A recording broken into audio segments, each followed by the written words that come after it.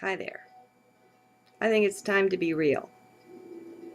You know, I don't normally get fixed up for the camera. It's gotten to where I will um, often put some lipstick on, but that's all I do. Oh, rarely I might, do a swipe or two with the blush, but that is so rarely. So, you see me here in my natural state. There are many reasons for headbands, my friends, including holding crystals in place. I have not just the one that you see there, but I have one at the back of my head, which is the real reason I'm wearing this thing, because I have uh, I want to increase the flow there. So I'm just being real with you. I try to do that a lot.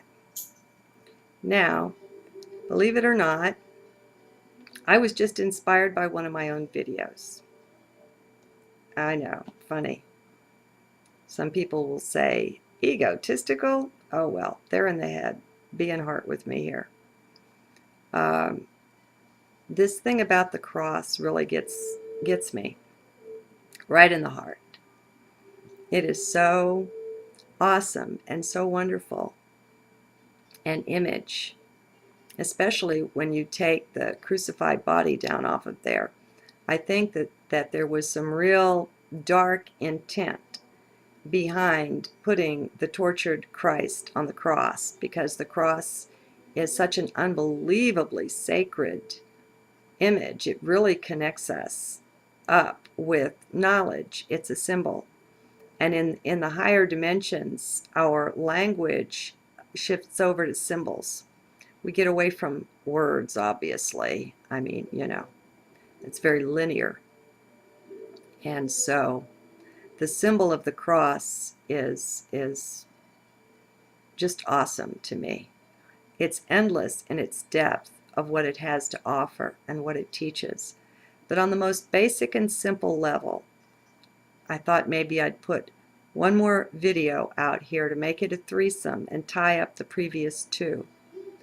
The first one was on the vertical beam of the cross, which for me symbolized either being in the past or being in the future, if you're not on the center point, which would be the present or the now moment.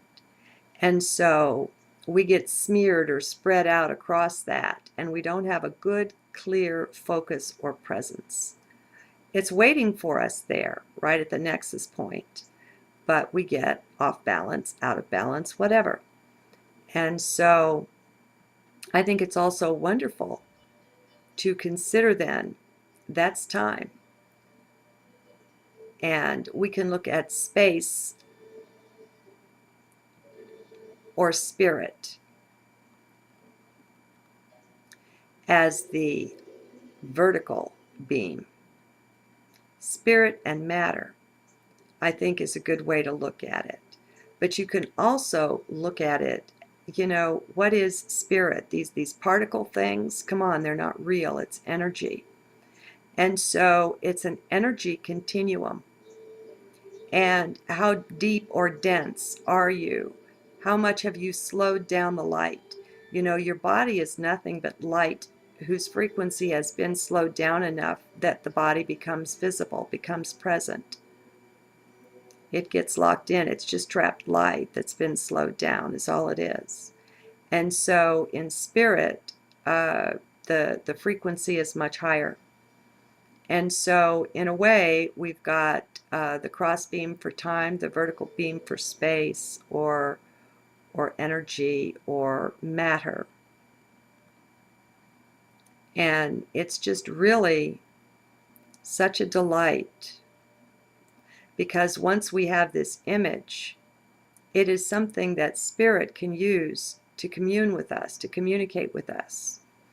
And you can get a flash in an instant, and you'll see where you are on the cross. You'll see a position. And maybe you're a little bit above center there on the vertical beam. And maybe spirit is saying you're not anchored. You know, you're too flighty right now. You're not in your body enough. Now, it's more likely that spirit is going to give you an image of yourself, not only on the bottom of the vertical part, but you know, if this cross is buried and standing up in the ground, you're liable to see yourself underground. That is full identification with matter. And that is the denial of the spirit self. That is to slow down in vibration a good bit too much, to identify with the material cosmos. And this is where all of our troubles lie. Now, I would say this is an axis. No, I won't say it that way. This can, I'm playing, I don't know. Let's find out what comes through. Can this be an axis of just time and space? I don't know. Maybe I'm not anchored enough. I just love it though, because our guides, you know, they want to try to get a word in edgewise, and see, we're being communicated with all of the time. The still small voice does speak. But when we're in mind, we don't hear it because that's not where it's speaking. You know, the nexus point is where the still small voice is. That's where intuition arises from. Right there, where the beams join on the cross, is the place of your divinity.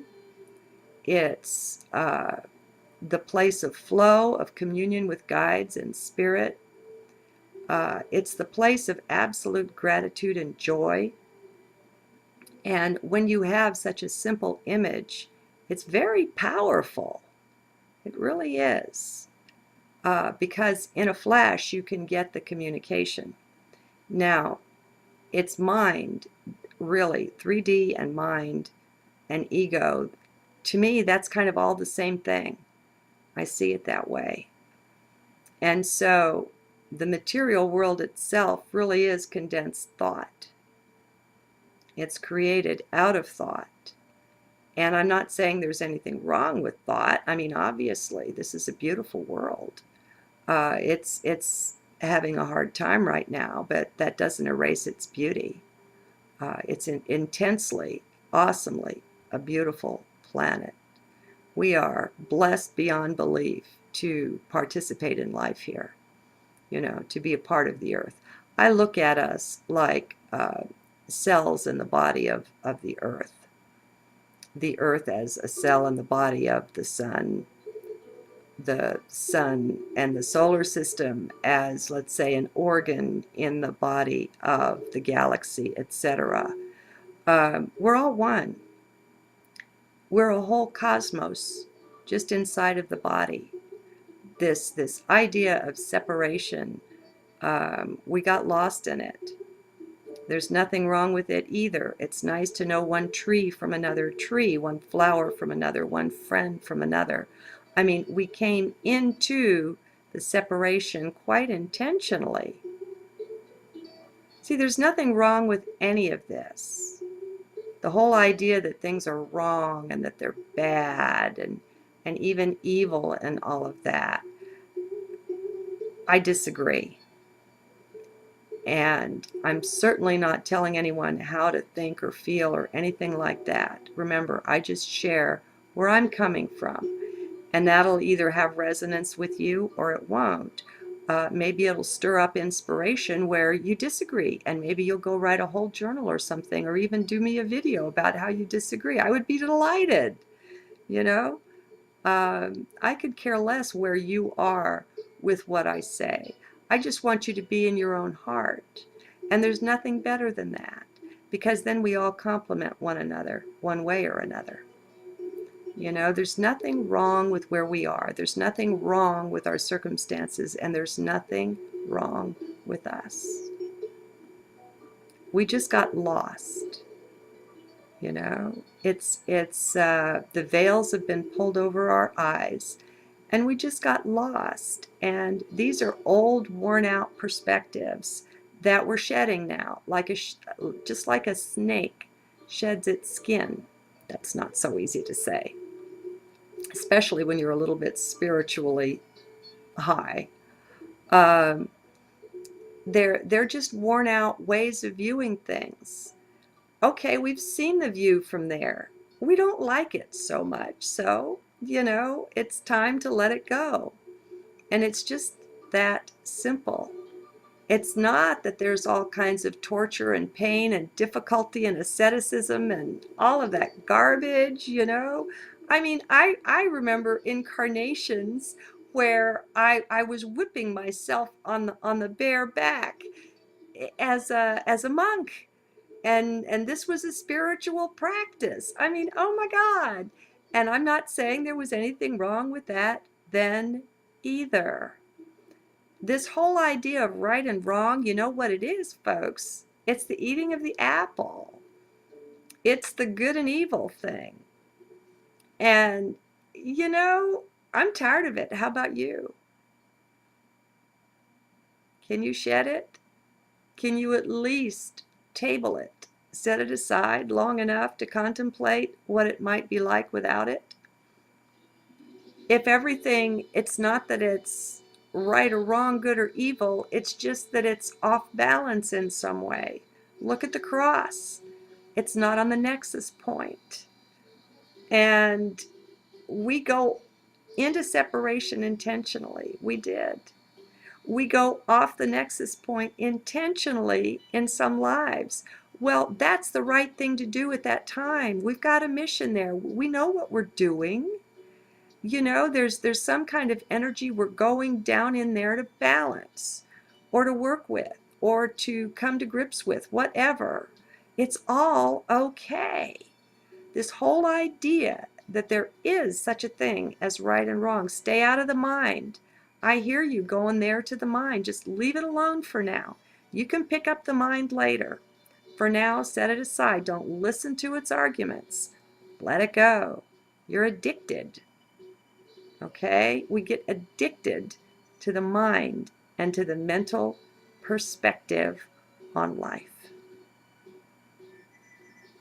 Well, wouldn't you like to let that go? You can. There, maybe some of you are high now.